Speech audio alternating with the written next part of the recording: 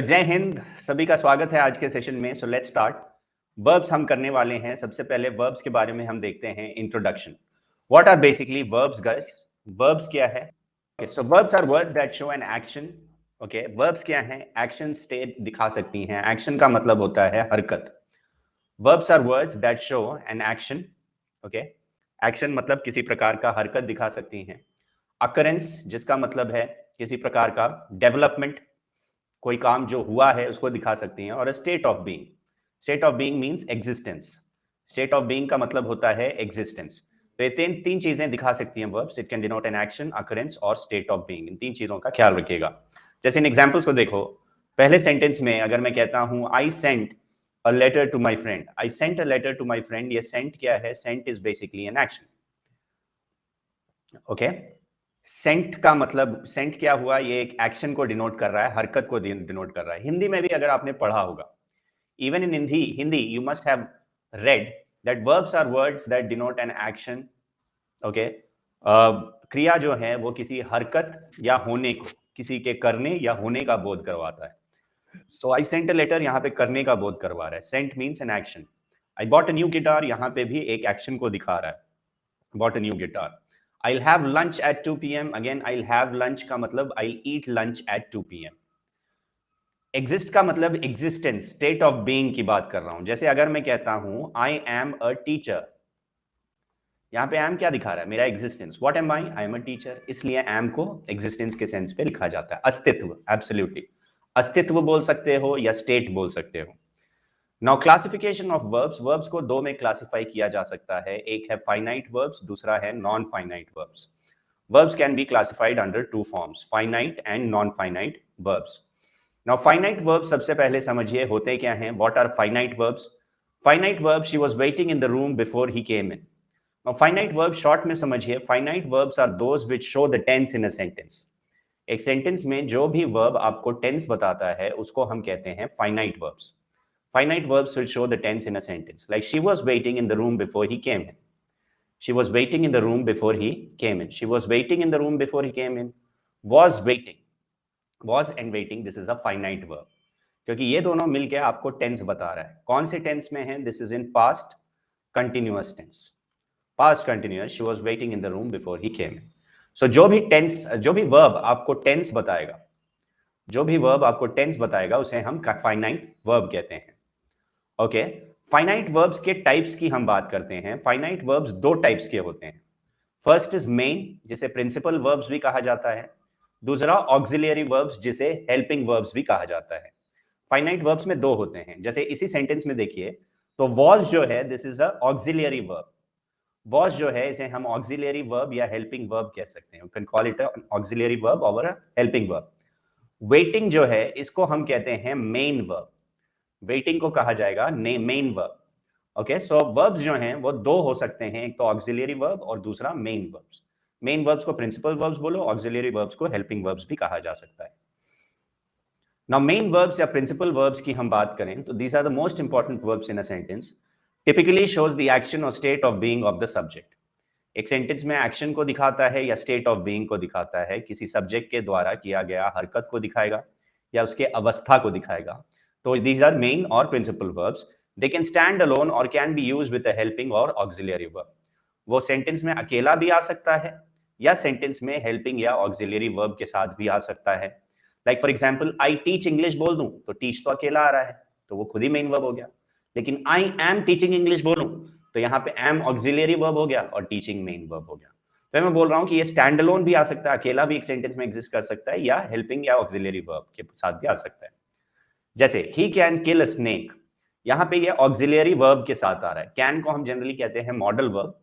Auxiliary का मतलब ही होता है helping verbs. Helping verbs, auxiliary lights क्या होता है? गाड़ी में ऑक्सिलियरी लाइट्स अगर लगा रहे हो तो एडिशनल लाइट्स लगा रहे हो आप। वैसे ऑक्सिलियरी का मतलब होता है हेल्पिंग। सो एक तो is, am, are, was, were, do, does, did, has, have, had, ये ऑक्सिलियरी हो सकती हैं। या modal verbs like can, could, may, might, shall, should, will, would etcetera, ये भी ऑक्सिलियरी हो सकते हैं। तो he can kill a snake में यहाँ पे kill is the main verb and can is the auxiliary verb. अगला सेंटेंस जो है I worked at the beach yesterday, यहाँ पे कोई auxiliary verb आ ही नहीं रहा। There is no auxiliary verb in the sentence, ये डायरेक्ट ही मेन वर्ब बन जा रहा है, स्टैंड अलोन केस में आ रहा है। ओके, स्टैंड अलोन केस में आ रहा है, that is the main verb, इस चीज का ख्याल रखिएगा। नाउ मेन वर्ब दो टाइप्स के होते हैं, एक होता है ट्रांजिटिव वर्ब, दूसरा होता है इंट्रांजिटिव वर्ब्स। जो मेन वर्ब्स होते हैं वो मेन वर्ब से पहले आता है हेल्पिंग वर्ब या auxiliary verb. You are right Anjali, auxiliary verb या हेल्पिंग वर्ब मेन वर्ब्स के पहले आते हैं। नाउ मेन वर्ब दो टाइप्स के होते हैं, ट्रांजिटिव वर्ब और intransitive verb. There are two types of main verbs, transitive and intransitive. Transitive verb simply वो होते हैं जिसके बाद आप ऑब्जेक्ट लिख सकते हो। मतलब किसी भी वर्ब के बाद अगर आप इन तीन क्वेश्चंस का आंसर कर सकते हो, व्हाट, हु और whom, if you can answer these three questions after any verb, this is transitive. अगर इन तीन क्वेश्चंस का आंसर आप कर सकते हो तो ये ट्रांजिटिव वर्ब हो जाएंगे। अगर इन तीन क्वेश्चंस में से एक भी क्वेश्चन का आंसर आप नहीं कर पाओगे तो ये इंट्रांजिटिव हो जाएंगे। जैसे अगर मैं कहता हूं ईट, सपोज सिंपल सा एग्जांपल लेते हैं ईट का, और मैं आपसे पूछता हूं ईट क्या है, ट्रांजिटिव है या इंट्रांजिटिव वर्ब है? सो ईट के बाद क्या आप व्हाट, हु या whom का आंसर दे सकते हो? इनमें से एक भी क्वेश्चन का आंसर दे सकते हो तो ट्रांजिटिव हो जाता है। तो यस, ईट के बाद आप हु, whom तो नहीं लिख सकते, किसे खाते हो ये तो नहीं लिख सकते, बट क्या खाते हो ये तो लिख सकते हो ना, क्या खाते हो ये तो लिख सकते हो, तो ये ट्रांजिटिव वर्ब बन गया। क्या बन गया? Transitive verb. ओके, वहीं अगर मैं लिखूं और एक सेंटेंस और एक शब्द बताता हूं, सिंग, सिंग ट्रांजिटिव होगा या इंट्रांजिटिव? सिंग इज ट्रांजिटिव और इंट्रांजिटिव? सिंग के बाद हु, whom तो नहीं लिख सकते, लेकिन सिंग के बाद व्हाट लिख सकते हो। I sing a song, sing a song तो ट्रांजिटिव वर्ब हो गया, ये भी ट्रांजिटिव वर्ब। सिंग के बाद अ सॉन्ग लिखो तो व्हाट तो लिख ही सकते हो, तो ट्रांजिटिव हो गया। Similarly give, what is give? Give transitive है या इंट्रांजिटिव? गिव के बाद आप व्हाट भी लिख सकते हो, I give money, I give money. Give के बाद whom भी लिख सकते हो, I give him, I give him, दोनों ही लिख सकते हो, तो अगेन ये ट्रांजिटिव बन गया। समझ में आ रही बात? तो जिसके बाद व्हाट, हु, whom तीन चीजों का आंसर दे सकते हो तो वो ट्रांजिटिव है। अगर इन तीनों का आंसर नहीं दे सकते तो इंट्रांजिटिव है। जैसे सपोज और एक एग्जांपल मैं लेता हूं, स्लीप, स्लीप के बाद आप व्हाट, हु या whom लिख सकते हो, लिख सकते हो कि आई स्लीप व्हाट, मैं क्या सोता हूं, मैं कौन सोता हूं, मैं किसे सोता हूं, नहीं लिख सकते, तो this is intransitive verb. Sleep is intransitive verb, sleep is intransitive verb. समझ में आ रही बात? तो ऐसे करके आपको समझना है, जिसके साथ स्लीप के साथ विथ वगैरह नहीं लगाना है, I sleep with my brother, ये सब नहीं, बिना विथ लगाए इसके तुरंत बाद व्हाट, हु, whom आना चाहिए, बिना प्रेपोजिशन के, विदाउट एनी प्रेपोजिशन। अगर व्हाट, हु, whom लगा सकते हो तो ट्रांजिटिव, नहीं लगा सकते हो तो इंट्रांजिटिव। सिंपल, जरा एग्जाम्पल के द्वारा दिखा दूं। Transitive used with an object, like I admire your courage, admire के बाद व्हाट लिखा गया है, सो ट्रांजिटिव हो गया। She loves animals, again she loves के बाद व्हाट लिखा गया है, तो एडमायर और लव्स दोनों ही ट्रांजिटिव वर्ब के एग्जांपल्स हैं, क्योंकि दोनों के बाद व्हाट क्वेश्चन का आंसर या whom का आंसर आ गया है। लेकिन यहां पे देखिए, the baby was crying, crying के बाद व्हाट लिख सकते हो, क्राइंग के बाद हु लिख सकते हो या whom लिख सकते हो? नहीं, तो this is intransitive verb. They laughed, they laughed what, they laughed who, they laughed whom नहीं लिख सकते, दे लाफ्ड अनकंट्रोलेबली, ये दोनों crying and laughed intransitive verb के एग्जांपल्स हैं, इंट्रांजिटिव वर्ब के एग्जांपल्स हैं। तो बहुत ही आसान तरीके में बता दिया आपको गाइस, ये किताबों में भी आप पाओगे नहीं।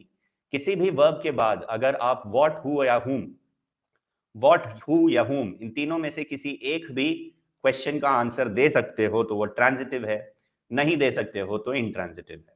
रिमेंबर। अब आते हैं ऑक्सिलरी वर्ब्स की बात करते हैं। ऑक्सिलरी वर्ब्स क्या होता है? जैसे मैंने बोला, हेल्पिंग वर्ब्स को ही ऑक्सिलरी वर्ब्स कहा जाता है। A verb that is used together with the main verb to show time and continuity. कोई भी हेल्पिंग वर्ब जो मेन वर्ब के पहले लिखा जाता है ऑक्सिलरी वर्ब है। They add detail to the main verb, main verb को और डिटेल्ड बना देते हैं, जिसका मतलब आपको और क्लियर कट टेंस बता देते हैं कि कौन से टेंस में है। Are needed to complete the structure of a sentence, एक सेंटेंस के स्ट्रक्चर को कंप्लीट करने के लिए भी ऑक्सिलरी वर्ब्स लिखा जाता है। जैसे यहां एग्जांपल देखो, he does own a car, यहां पे डज, जनरली यहां पे नॉट भी लिख दो तो और भी बेटर रहेगा sentence. He does not own a car, does क्या है? ऑक्सिलरी वर्ब, और ओन क्या है? Main verb. Auxiliary verb and main verb. A meeting has been set up for Monday 4 p.m. A meeting has been set up for Monday 4 p.m. यहाँ पे has been क्या है? Auxiliary verb. Set क्या है? This is main verb. So auxiliary verbs generally main verbs के पहले आते हैं, जिसे helping verb भी कहा जाता है. He does own क्यों लिखोगे? He owns a car लिखिए. Does लिखने पर generally negative हो जाए. Does not own a car. वो better sentence है, इसलिए मैंने not को add किया वहां पे. नेक्स्ट, मॉडल वर्ब्स क्या होते हैं समझिए. Modal verbs are used to express certain hypothetical conditions, advice, capability और रिक्वेस्ट.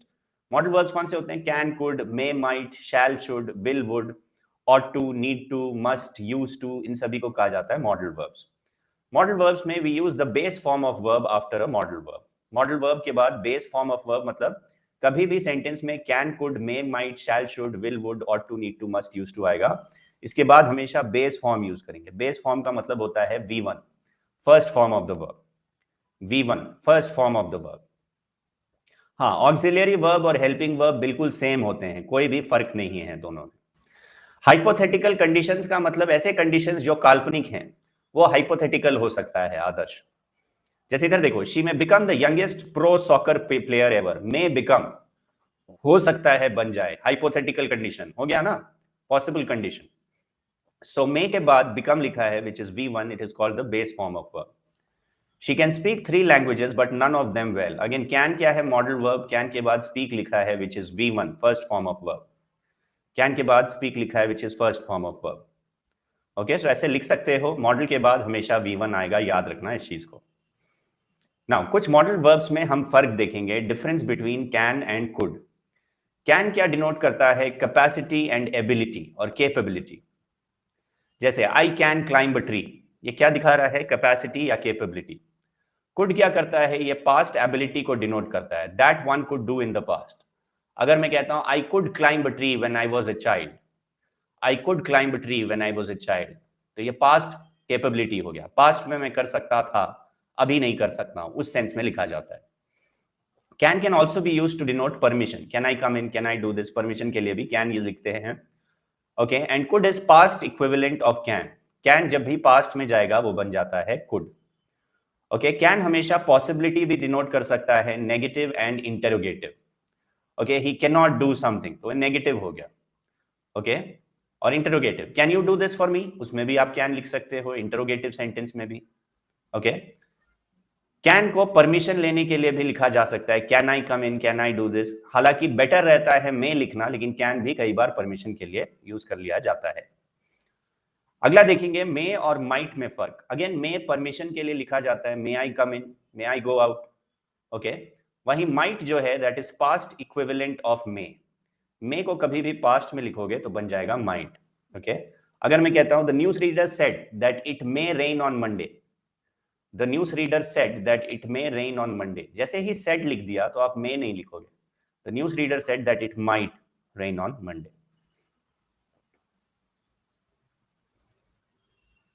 फोर्सली करके कुछ लिख ही नहीं सकते स्वाति, गलत है. सीक परमिशन का मतलब परमिशन लेना, ये मतलब हुआ. मे पॉसिबिलिटी के लिए भी लिखा जा सकता है, like it may rain tomorrow. shows might shows weaker possibility, weaker than may might लिखोगे तो वो may से कम weaker possibility दिखाता है. it may rain today, it might rain today.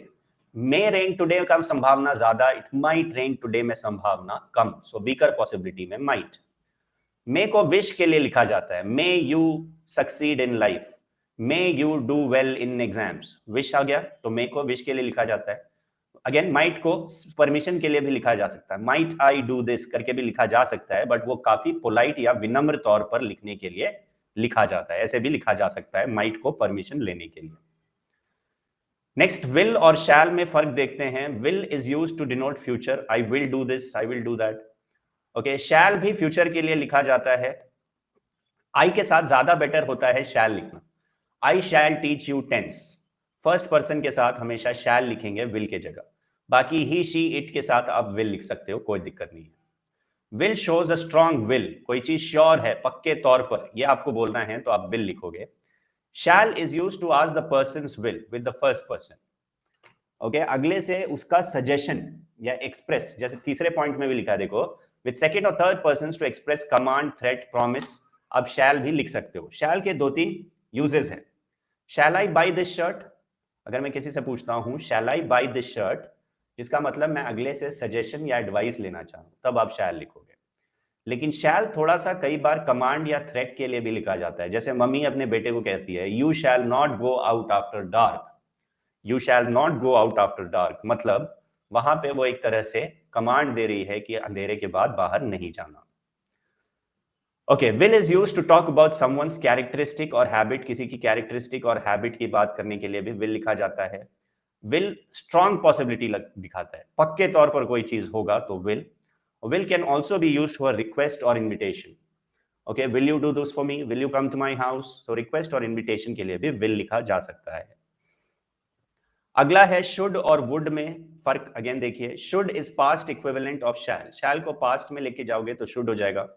Should is also use to show duty और obligation, duty या obligation के लिए भी should, like we should respect our parents, we should follow traffic rules, तो ऐसे duty और obligation के लिए भी शुड लिखा जा सकता है। Would is the past equivalent of will, will को पास्ट में आप लेके जाओगे तो बन जाएगा would. Okay, permission more polite than will, would जो है वो वुड से विल से ज्यादा polite. Would you do this for me, याद रखना कैन से ज्यादा विनम्र कुड होता है, विल से ज्यादा विनम्र वुड होता है। Okay, could you help me with my work, would you help me, ये सब विनम्र हो गए, कैन और विल से ज्यादा। इन्विटेशन से ऑफर्स के लिए विनम्र तौर पर, use for talking about the result of an event that you imagine, कोई भी रिजल्ट है उसका इमेजिन, आप रिजल्ट कोई भी इवेंट है उसका रिजल्ट इमेजिन कर रहे हो तब भी would. I would pass in the exams if I work hard, I would pass in the exams if I work hard, मैं पास कर जाऊंगा। Okay, imagination of a result, तब भी आप वुड का प्रयोग करते हो। कलश, would you lend me 100 rupees बोलोगे तो मतलब क्या तुम मुझे 100 रुपए दोगे, that is would you lend me 100 rupees. Could you lend me 100 rupees, क्या तुम मुझे 100 रुपए दे सकते हो, ये हो जाता है could you lend me 100 rupees, ये फर्क।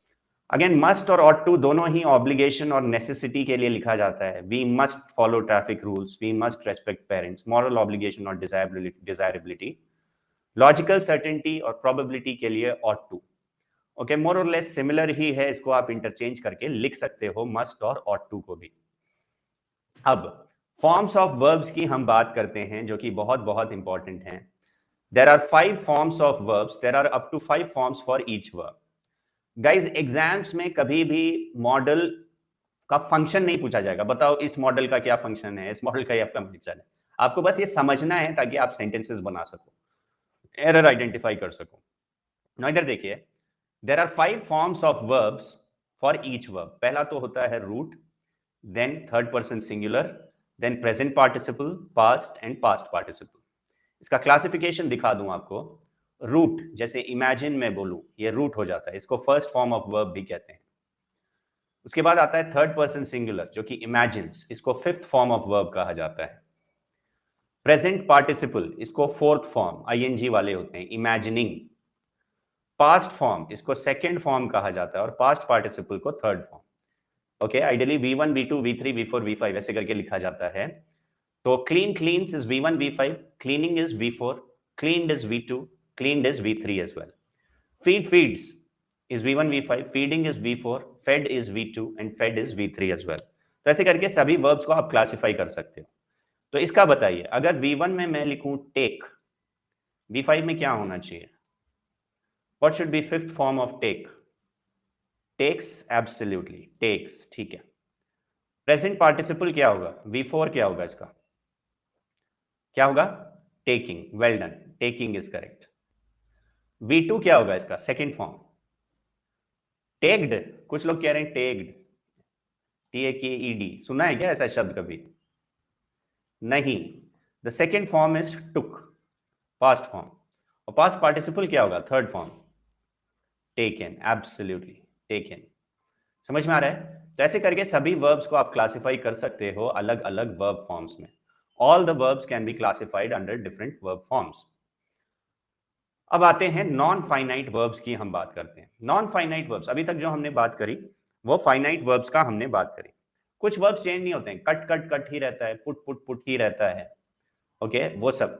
अंजलि, आपके पास पूरा रिकॉर्डेड सेशन आप ही के पास होगा। सेशन खत्म होने के बाद आप बैठ के रिकॉर्डेड सेशन एक बार, दो बार, तीन बार देख सकते हो रिवीजन के लिए, कोई दिक्कत नहीं। Non finite verbs do not change their form when the number और person of the subject changes. Okay, non finite verb किसी भी टेंस के हिसाब से अपना फॉर्म चेंज नहीं करेगा। जैसे she tiptoed around the house so as not to wake anyone. Tiptoed मतलब चोरी चोरी चल रही थी, टो के बल। शी टिपटोड, ये टिपटोड तो आपका हो गया फाइनाइट वर्ब क्योंकि ये आपको टेंस बता रहा है। लेकिन ये जो है टू वेक, टू वेक आपको टेंस नहीं बता रहा है। जो मर्जी टेंस लिखिए, ये टू वेक ही रहेगा। जो मर्जी टेंस लिखिए, ये टू वेक ही रहेगा। ओके, ये चेंज नहीं होगा, तो इसको हम कहते हैं non finite verb. Okay, you need to paint the whole cupboard starting from the top, ऐसे करके लिखना पड़ेगा। You need to paint the whole cupboard starting from the top. Okay, you need to paint, need to जो है ये आपका finite verb है, जो लेकिन पेंट जो है ये आपका इनफाइनाइट वर्ब है, क्योंकि इसको पास्ट भी बनाइएगा तो क्या हो जाएगा, you needed to paint the whole cupboard, और you will need to paint, paint ही रहेगा, पेंटेड नहीं हो जाएगा पास्ट में। तो that's the reason it is called a non finite verb. Non finite verb कभी भी सेंटेंस में टेंस नहीं बताती। Starting from the top, not topic, starting from the top. Starting today भी लिख सकते हो मोहित, कोई दिक्कत नहीं है। ओके, यहां पे और एक चीज बता दूं कि स्टार्टिंग भी आपका नॉन फाइनाइट है। नॉन फाइनाइट या इनफाइनाइट वर्ब बोल सकते हैं इसको। नॉन फाइनाइट वर्ब्स के टाइप्स देखिएगा। नॉन फाइनाइट वर्ब्स के टाइप्स, एक होता है इनफाइनाइट वर्ब, उसके बाद होता है जेरेंड, उसके बाद होता है participle. Non finite, gerund and participle, सारी चीजें एक एक करके दिखाएंगे, इसको ध्यान से देखिए। Infinite verb, it is the basic form of verb that usually follows to. Infinite verb generally basic form मतलब V1 होता है जो टू के बाद जनरली आता है। Like I had to go to the market, I had to go to the market. To go क्या है, टू प्लस V1, इसे टू इन्फिनेटिव कहते हैं। Similarly I must go to my friends house. Okay, V1 आया तो इसको हम कहेंगे सिंपल इन्फिनेटिव। V1 अकेला आया जो टेंस नहीं बताया एक सेंटेंस में, उसे हम कहेंगे सिंपल इन्फिनेटिव। लेकिन 2 प्लस V1 आया तो इसको हम कहेंगे to infinitive. 2 plus V1 is to infinitive. Okay, simply V1 is simple infinitive जो टेंस नहीं बताते एक सेंटेंस के अंदर। इनफाइनाइट वर्ब्स और इन्फिनेटिव्स में सिंपल इन्फिनेटिव, टू इन्फिनेटिव मैंने बताया था। The boss makes the peon clean his cabin, यहां पे क्लीन आपका सिंपल इन्फिनेटिव है V1।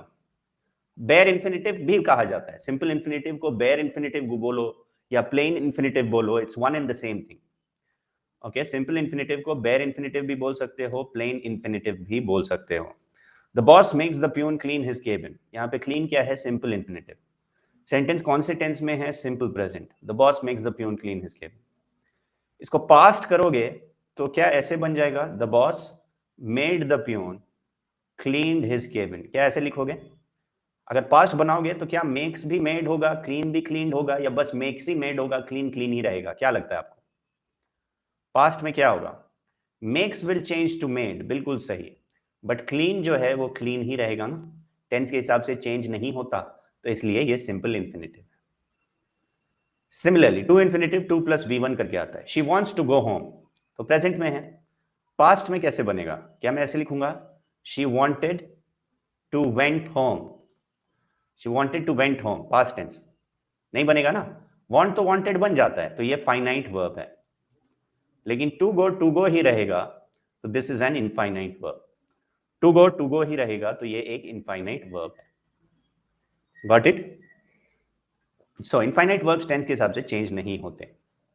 Verbs with to infinitive, we also use to infinitive to express purpose. We use to infinitive after certain verbs. ये मैं आपको दिखाऊंगा, कोई purpose बताने के लिए टू इन्फिनेटिव लिखते हैं और कुछ वर्ब्स के बाद भी टू इन्फिनेटिव लिखा जाता है। जैसे इन एग्जांपल्स को देखिए, ज्यादातर एग्जाम्स में आने के चांसेस हैं। जैसे decide, they decided to start a business together. Decided के बाद हमेशा टू इन्फिनेटिव लगेगा। Intend, we intend to go to Australia next year. Intend के बाद भी टू इन्फिनेटिव। ये हाईली कॉमन वर्ड्स हैं जो एग्जाम्स में आने के चांसेस हैं, याद रखिएगा। Manage, did you manage to get any bread, तो मैनेज के बाद to infinitive which is 2 plus V1। Encourage, he encouraged his friends to vote for him. To vote is to infinitive. Intent का मतलब होता है उद्देश्य होना। निकी, इंटेंट मीन्स किसी चीज के बारे में करने के लिए उद्देश्य होना। having this mindset in your mind that is intending to do something. Advice, I advise him to get, again advice के बाद क्या आ रहा है, to get क्या है, to infinitive, 2 plus v1. Job as soon as possible. Teach के बाद भी to infinitive. Did Martin teach Gary to play squash? To play क्या है, to infinitive. Simple. अगला है बेयर इन्फिनेटिव, जिसे हम सिंपल इन्फिनेटिव भी कहते हैं. अभी कुछ देर पहले ही किसी ने पूछा कि बेयर इन्फिनेटिव क्या है. सिंपल इन्फिनेटिव या बेयर इन्फिनेटिव कहा जाता है. Bare infinitive can sometimes occur without to. Infinitive बिना टू के भी आ जाता है कई बार. The form without to is called bare infinitive. Okay, like I notice you quarrel a fair bit. Notice के बाद ये क्वारल आ रहा है ना. I notice you quarrel. Okay, I notice you quarrel a fair bit. तो quarrel जो है ये सिंपल इन्फिनेटिव है without the two. I bed him go. Again go क्या है, सिंपल इन्फिनेटिव. बेड का मतलब होता है कहना, कोई चीज को कहना. बिड v1 है, बेड v2 है, बिडन v3 है. Bid, bed, बिडन. बिड का मतलब कहना. बेड हिम गो मतलब मैंने उसे जाने को कहा. बेड की जगह अगर टोल्ड लिख दोगे ना, आई टोल्ड हिम, तब तो टू गो लिख जाएगा, टू इन्फिनेटिव आ जाता है. Told him to go. ठीक है. नहीं, bare infinitive and simple infinitive are absolutely the same एमएस. There is no difference between the two. Next है we use infinitive without to after modal verbs. Can, could, may, might, will, shall, would, should, must. इन सभी के साथ bear infinitive आता है. जितने modal verbs के साथ इसके बाद हमेशा बेयर इन्फिनेटिव. जैसे क्या मैं ऐसे लिख सकता हूं, he will went to office tomorrow. Sentence सही है, he will went to office tomorrow? नहीं ना. तो विल जैसे ही आया मॉडल वर्ब, इसके बाद आप हमेशा बेयर इन्फिनेटिव v1 ही लिखते हैं. कोई भी मॉडल आ जाए, can, could, may, might, shall, should, will, would etcetera, हमेशा v1. She can has the book. क्या सेंटेंस सही है, she can has the book? नहीं, क्योंकि हैज क्या है, has is v5 fifth form, लेकिन आपको v1 लिखना है. She can have the book. Okay. Next, कई बार हैड बेटर करके आता है. याद रखना, हैड बेटर का मतलब ही होता है शुड बेटर, और हैड बेटर के बाद भी हमेशा v1 लिखेंगे. You had better ask his permission. You had better ask his permission is same as saying you should better ask his permission. Had better is same as saying should better, इसके बाद हमेशा v1 ही आएगा. Would rather के बाद भी v1 आएगा. He would rather play than work. He would rather play than work मतलब वो खेलना पसंद करेगा काम करने से ज्यादा. He would rather play than work. So would rather, had better, इनको भी याद रखना है. इनके बाद भी हमेशा बेयर इन्फिनेटिव जो कि v1 है. Had better is same as saying should better. You should better go मतलब तुम्हें बेहतर है कि चल निकल जाना चाहिए. तो ऐसे भी लिख सकते हो, you had better go. You had better go. Next, gerund क्या होता है समझिए. Gerund is a verbal that ends with ING and functions as a noun. ING verb जो नाउन के तरह काम करे, इसको हम कहते हैं जेरेंड. आईएनजी वर्ब जो नाउन के तरह काम करे. It may occupy the following positions in a sentence. Subject का पोजीशन ऑक्यूपाई कर सकता है, like playing football is fun, subject की जगह पे आ गया. डायरेक्ट ऑब्जेक्ट की जगह पे भी आ सकता है, I love visiting Kullu with my family.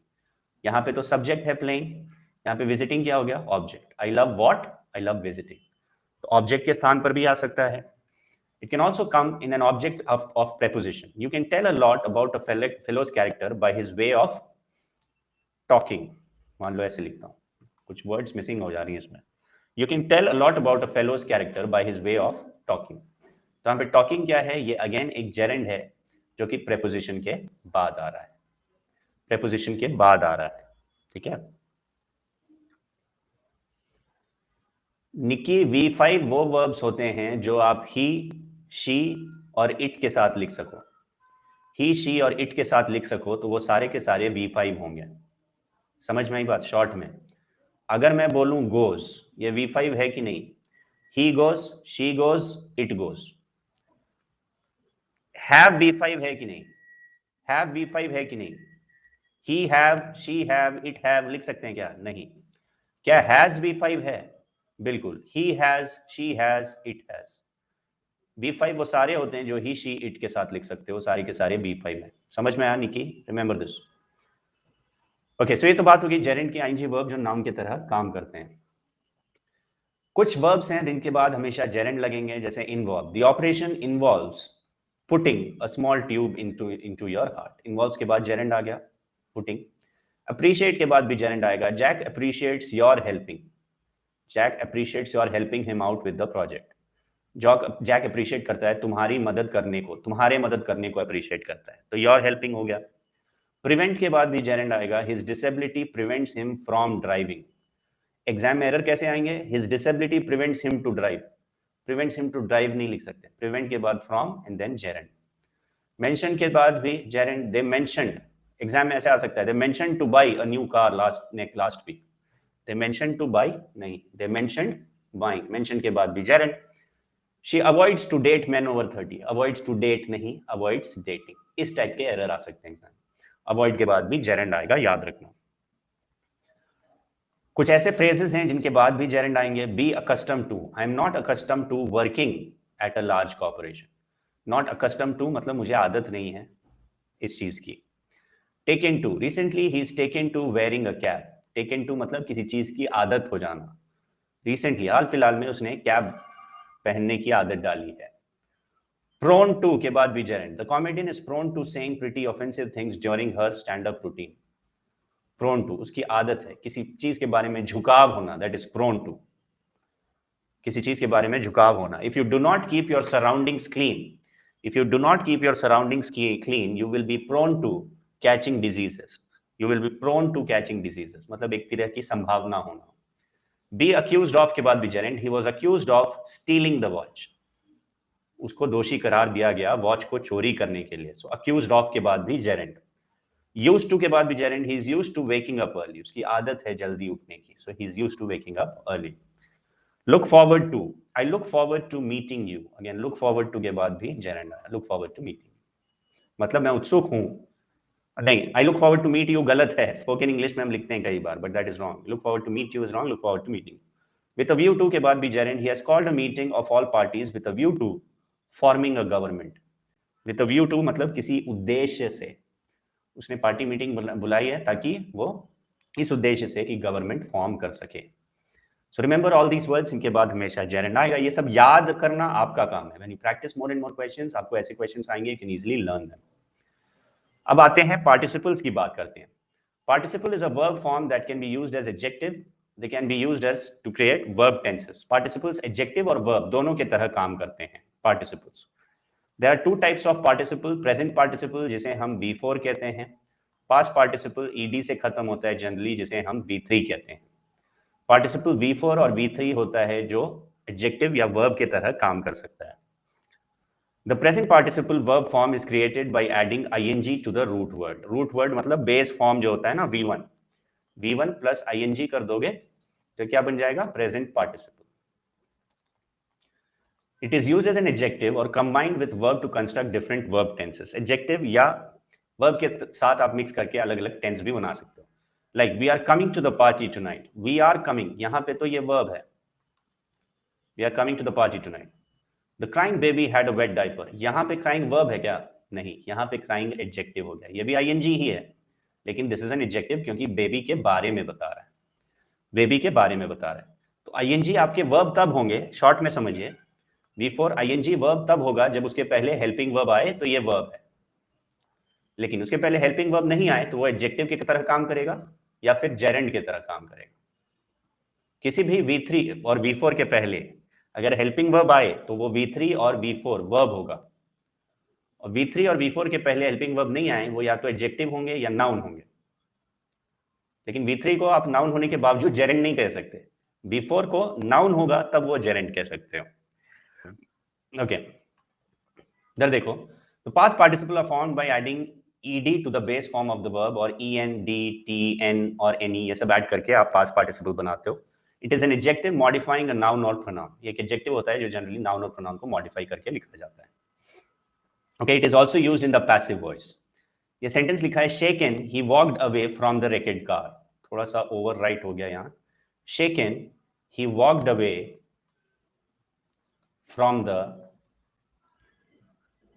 रेकेड car. यहां पे शेकन जो है वो ही के बारे में बता रहा है, तो शेकन आपका एडजेक्टिव हो गया। बट अगर मैं कहता हूं she has shaken the bottle. she has shaken the bottle. यहां पे shaken क्या हो गया? verb. क्यों? क्योंकि इसके पहले helping verb आ रहा है. इसके पहले helping verb आ रहा है तो shaken verb हो गया. यहां पे shaken के पहले कोई helping verb नहीं आ रहा है, वो ही के बारे में बता रहा है तो adjective. okay? Similarly, the ball was kicked by Chester. यहां पे kicked V3 है और ये verb के तरह काम कर रहा है. क्यों? क्योंकि इसके पहले helping verb है. अगर उसके पहले helping verb आएगा तो वो verb होगा, helping verb नहीं आए तो वो adjective या noun हो सकते हैं. shaken का मतलब होता है हिल जाना. इसमें मतलब हिल जाना. She has shaken the bottle, उसने बॉटल को हिलाया, ये सेंस होता है. ठीक है? सो ये कुछ इंपॉर्टेंट कॉन्सेप्ट्स थे वर्ब्स बेस्ड. उम्मीद करता हूं आपको समझ में आया होगा. Watch the session once again. अगर कोई डाउट्स, प्रैक्टिस मोर क्वेश्चंस. अगर कोई डाउट्स होगा तो you can ask me. So that was it in this session. मिलते हैं अगले सेशन में. Until then good bye, stay safe, take care everyone. Bye bye.